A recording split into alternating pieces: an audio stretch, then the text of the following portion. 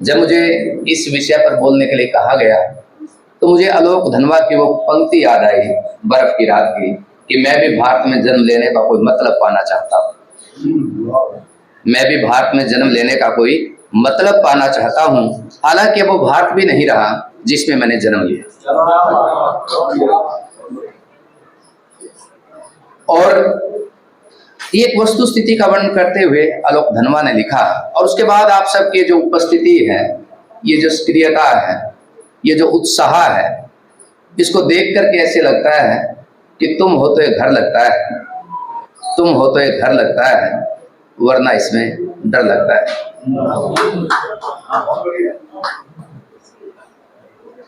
तो दोस्तों, जिस समय से हम सब गुजर रहे हैं, आज़ादी के बाद एक मुश्किल दौर का जो समय है, इमरजेंसी इस देश में लगी, मोहभंग इस देश में हुआ, आज़ादी के सपने इसमें टूटे, लेकिन जो सबसे कड़ा वक्त आया वो मौजूदा समय आप उसको कह सकते हैं।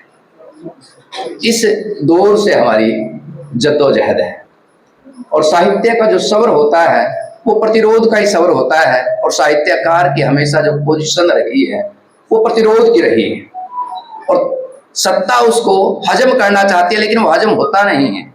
एक बार विनोबा भावे ने ये प्रश्न किया था कि तुलसी के जमाने में अकबर हुए या अकबर के जमाने में तुलसी हुए, और फिर निष्कर्ष देते हुए कहा कि नहीं, तुलसी बाबा के जमाने में अकबर हुए। ये बात उन्होंने कही क्योंकि साहित्यकार मनुष्यता का कांक्षी है, संस्कृति का शिल्पी है और बचेगा वही समय की दौड़ में जो मनुष्यता के रास्ते पर चलेगा, मनुष्यता के रास्ते पर जाएगा। बेशक वो उस समय हारता हुआ दिखाई दे, लेकिन आने वाले समय में जरूर आपको जीतता हुआ दिखाई देगा। मृणाल सेन की फिल्म है कलकत्ता 71, उसमें एक सीन है और संवाद ये है कि मुझे पता है कि मेरी हत्या किसने की है, मुझे पता है कि मेरी हत्या किसने की है, लेकिन उसका नाम मैं तुम्हें बताऊंगा नहीं। उस नाम को जानने के लिए तुम्हें खुद मरना पड़ेगा।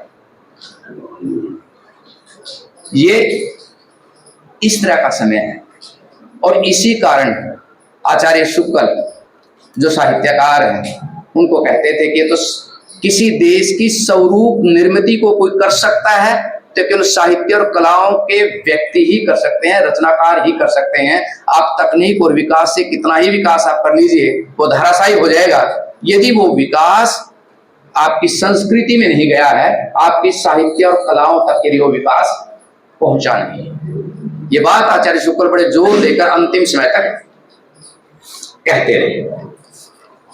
तो साथियों, जब जब हम इस समय की बात करते हैं, इस समय को रेखांकित हमने करना है, इसकी आलोचना हमने करनी है, तो आज शंभुनाथ की पुस्तक है संस्कृति की उत्तर कथा, संस्कृति की उत्तर कथा, ये पुस्तक का नाम है। और उसमें बड़े शानदार ढंग से एक बात वो कहते हैं कि साहित्यकार को 3 काम करने पड़ते हैं। एक होता है यथार्थ का वस्तु प्रचित्रण, एक होता है समाज का मूल्य प्रचित्रण और एक है सौंदर्य का सृजनात्मक चित्रण। जब हम तीनों चीज एक साथ करते हैं तब जाकर के हम अपने यथार्थ को ठीक ढंग से पकड़ पाते हैं। और मुक्ति बोध ने इसी बात को इस ढंग से कहा कि धीरे धीरे हमें अपनी स्थानीय चेतना को विश्व बोध में रूपांतरित करना पड़ता है, क्योंकि ये जो जगत गति है वो पूंजी से संचालित है, मूल्यों से संचालित अभी तक नहीं है। जब तक मूल्यों से ये जगत गति संचालित नहीं होगी तब तक एक साहित्यकार की कलम रुकेगी नहीं, वो चलती चलेगी। तो इस तरह से जब हम किसी घटना का चित्रण करते हैं और घटना का चित्रण करते करते साहित्यकार को एक तो अपने टूल को विकसित करना पड़ता है और दूसरा ज्ञान को पकड़ना पड़ता है। और टूल को विकसित करने के लिए एक बार नामवर सिंह ने एक बड़ी शानदार बात बताई कि प्रथम रश्मि पंत की कविता है। ऐसा तो है नहीं कि पंत ने से पहले किसी ने उषा काल देखा ही नहीं। जब उसमें पहली पंक्ति है कि प्रथम रश्मि का नारंगड़ी तूने कैसे पहचाना, ये जो पंक्ति है, हाँ, पंत ने जिस कौतूहल के साथ, जिस विस्मय के साथ, जिस जिज्ञासा और नवीनता के साथ उस उषा काल का चित्रण किया है, वो उसको क्या बना रहा है, रचना बना रहा है। यथार्थ को रचना में किस तरह से तब्दील किया जाता है, वो एक आपका रचनात्मक अनुभव है, केवल सत्य का ज्यों का त्यों चित्रण नहीं है। तो जब इस तरह से हम पकड़ते हैं, और सत्य भी कितना बहुस्तरीय है, कोई एक पक्ष का नहीं। एक रमाकांत अग्निहोत्री है, उनकी एक कहानी है चैंपियन। चैंपियन में क्या है कि लड़का है स्कूल में और उनकी दौड़ लगती है, और जो मास्टर जी हैं वो एक एमएलए के लड़के को जिताना चाहते हैं। और उस लड़के का वर्णन वो करते हैं कि इसकी जो टांगे हैं वो बटी हुई रस्सी के समान है, हाफ पैंट उसने पहनी हुई है, पाँव में उसके जूते नहीं है दौड़ने के, लेकिन वो लड़का तमाम उसको हराने की कोशिश करते हैं, फिर भी वो फर्स्ट आता है। मांझी लाल उसका नाम है। पत्रकार जो उससे सवाल पूछते हैं कि आपके गांव में तो कोई स्टेडियम भी नहीं, ये आप कैसे फर्स्ट आ गए, प्रैक्टिस कैसे करते हैं? वो कहता है कि चैंपियन मैं नहीं हूं, चैंपियन तो मंगलू है जो मेरे साथ खेतों में दौड़ता है, वो तो पगडंडी में मेरे से और भी 10 हाथ आगे दौड़ता है।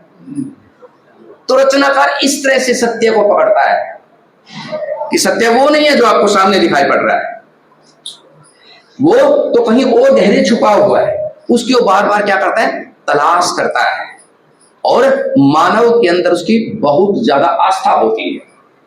यदि मानवीय शक्ति के अंदर उसकी आस्था नहीं है, चाहे उसमें देवीय शक्ति भी क्यों ना आती हो, फिर भी वो साहित्यकार नहीं है। एक संजीव की कहानी है, यानी बाज के ऊपर चिड़िया की सवारी, ये कहानी है। उसमें बाज चिड़िया को कहते हैं कि मैंने तुझे खाना है, और शर्त रख देता है कि तू बच सकती है, कैसे, यदि तुम उससे ऊपर उड़ करके दिखाए। चिड़िया कहती मर तो गई, मृत्यु तय है ही। वो क्या करती है, पूरी शक्ति लगा करके बाज के ऊपर बैठा। ये जो पूरी शक्ति, ये कोई बाज और चिड़िया कोई पक्षी नहीं है, ये मनुष्यों की कहानी है कि सत्ता किस तरह से या ताकतवर व्यक्ति किस तरह से आम व्यक्ति को कुचलना चाहते हैं। और आम व्यक्ति के अंदर भी कितनी होती है, आस्था होती है, शक्ति होती है। जब उसकी शक्ति संकित हो जाती है तो वो भी क्या कर देता है, परिवर्तन कर देता है। तो साहित्य हमेशा ही एक प्रतिरोध की आवाज होता है, उसका सरोकार जो है वो प्रतिरोध में ही निखरता है। और तभी वो क्या कर सकता है, एक तरफ को उन्माद में तब्दील होने से बचा सकता है, तभी वो साहित्य को मनोरंजन में जाने से बचा सकता है। नहीं तो आप देखिए कि वर्तमान सभ्यता पर जब आप अपनी कलम चलाते हैं और ये कहा जाता है कि आपके आविष्कार ने मनुष्य को सभ्य बनाया, और सभ्य व्यक्ति तब हुआ जब उसने पहली बार भुना हुआ मांस खाया और उसकी स्वाद इंद्रियां विकसित हुई। और वहां से लेकर के आज तक जब पूरे हाईवे के ऊपर हम देखते हैं कि किस तरह से होटलों की चेन जो है खुली हुई है, रात और दिन एक पीढ़ी जो है निरंतर खाने में क्या है, लीन है। और इसको जो आप जैसे व्यक्ति हैं, समझदार लोग हैं, रचनाकार कहते हैं, तो भुक्कड़ जो है ना पीढ़ी पैदा हो गई है, या कामुक पीढ़ी पैदा हो गई है, जो लगातार मनुष्य के तर्क और विवेक पर क्या कर रही है, हमला कर रही है। तर्क और विवेक पर हमला ही क्या करता है फिर, चाहे वो उसको अध्यात्मवाद के क्षेत्र में नारे लगवाता हो, चाहे पुनरुत्थानवाद के क्षेत्र में नारे लगवाता हो, या उपभोक्ता के पक्ष में नारे लगवाता हो, वो समाज के लिए क्या है, घातक है। मनुष्य यहाँ तक पहुंचा है, अपने तर्क और विवेक के आधार पर उसने इतनी लंबी यात्रा की है, इस दुनिया की खूबसूरती को उसने रचा है। उससे दुनिया को बेहतर बनाने में, शानदार बनाने में जो साहित्य का योगदान है, उसको किसी भी ढंग से हम भुला नहीं सकते हैं। तभी तो कुमार अंबुज ने एक बार कहा था कि सबसे अच्छी कविता सबसे बुरे दिनों में पहचानी जाएगी, और देखते देखते वो आग में तब्दील हो जाएगी। वो आग में जो तब्दील हो रही है वो मनुष्यता को बचा रही है, वो उन बुरी चीजों को जला करके राख कर रही है जो हमारे समाज में किसी भी ढंग से वो एक प्रकार से सत्ता में आ गए हैं, या फिर ये कि उन्होंने केंद्रीय शक्ति प्राप्त कर ली है। और आप याद कीजिए मुक्तिबोध को, मुक्तिबोध की कविता अंधेरे में रात को मंत्रणा होती है, उस रात के जुलूस में शामिल हैं, पत्रकार हैं, अध्यापक हैं, बुद्धिजीवी हैं, उद्योगपति हैं, अफसर हैं, पुलिस है, और उन सब का जो नेतृत्व कौन कर रहा है? डूमा जी उस्ताद है, डाकू कर रहा है। जो शक्तियां रात को दिखाई पड़ती थी, आज वो शक्तियां दिन में जुलूस निकाल रही हैं। हो सकता है विजय लक्ष्मी के पूर्व संध्या पर आपको जुलूस दिखाई पड़े कि ये एक साहित्यकार की शक्ति है कि उसने तो ये बात लगभग 1956 और 57 के आसपास लिख दी। हो सकता है अंधेरे को कई बार लिखते रहे, शायद बाद में भी लिखी हो, लेकिन ये समय 1960 के आसपास का समय है कि किस तरह से एक रचनाकार आने वाली चीजों को बहुत सटीक ढंग से पहचान लेता है और उसकी शिनाख्त वो किससे कराता है? जनता को बताता है कि आपके पक्ष में कौन खड़ा है।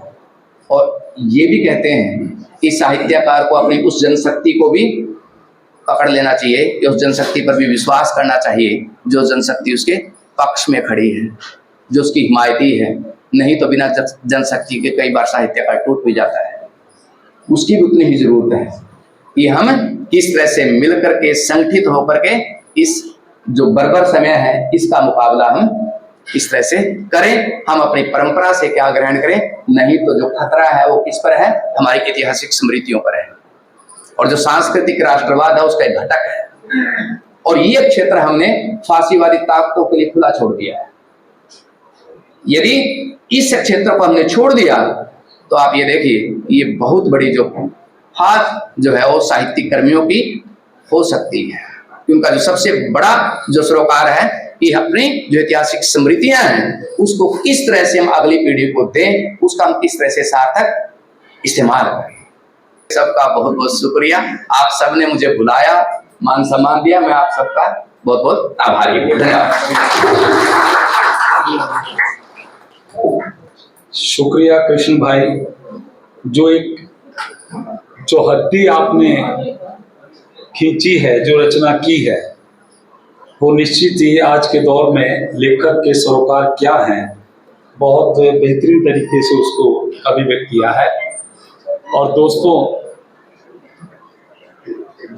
बहुत लंबा सफर है दोस्तों गौतम से गांधी तक। बहुत लंबा सफर है दोस्तों गौतम से गांधी तक। अहिंसा में हमारी आस्था सदियों पुरानी है। विरासत सूर तुलसी की, नफासत मीर गालिब की, मेरे एहसास में बहता हुआ गंगा का पानी है। ये जो गंगा जमनी तहजीब को आज कुछ झकझोरने की कोशिश की जा रही है, ऐसे में दोस्तों लेखक के सरोकार निश्चित तौर पर बहुत गहरे भी होते हैं और उसकी विचारशीलता जो है वो और अधिक आक्रोशित भी होती है। और इन्हीं सब पे चिंतन और मंथन करने के लिए आज हम यहाँ हैं।